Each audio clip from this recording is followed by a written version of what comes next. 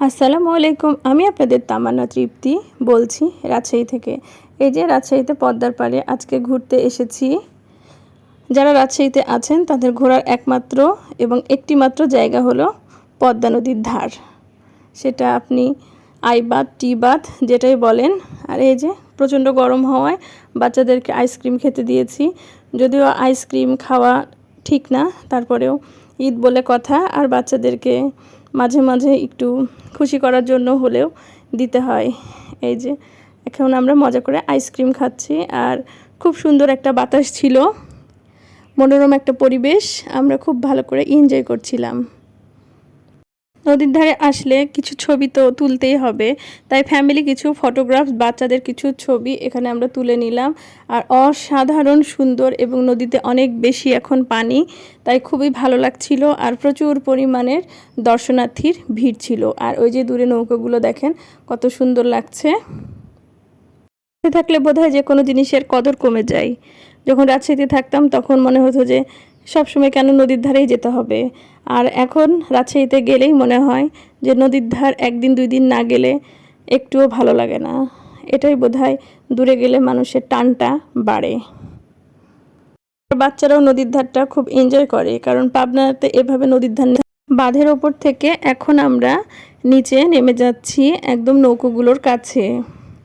আর নৌকোগুলোর কাছে আসতেই দেখলাম তারা সব মানুষদের ডেকে ডেকে তুলছে, কিছু অর্থের বিনিময়ে তারা আপনাকে নিয়ে যাবে আইটি পার্ক পর্যন্ত, এবং ওই পাশে চর পড়েছে, ওই চর পর্যন্ত নিয়ে যাবে। আর এই যে এখানে সারি সারি অনেক চটপটি ফুচকার দোকান, আর সেখানে আমরা বসে পড়লাম, কারণ আমার সাহেবের এখন খেতে হবে চটপটি আর বাচ্চাদের ফুচকা।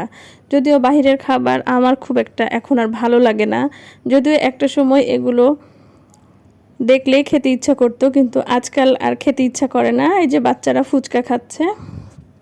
থেকে চলে আসার পরে একটা সুন্দর ফ্যামিলি টাইম আমরা কাটাচ্ছি।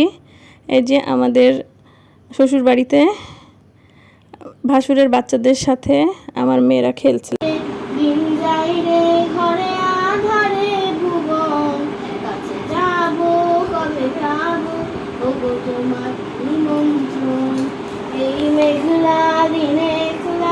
ঘরে থাকে না তোমার কাছে যাব, কবে পাবো ওগো তোমার নিমন্ত্রণ। ঝড়ো ঝড়ো আজ বাড়ি সারাদিন, আজ যেন মেঘে মেঘে হলো মন আমাদের অভিজাত এসেছে, এবং দুই গায়িকার, আমাদের খুদে গায়িকার গান শুনছেন।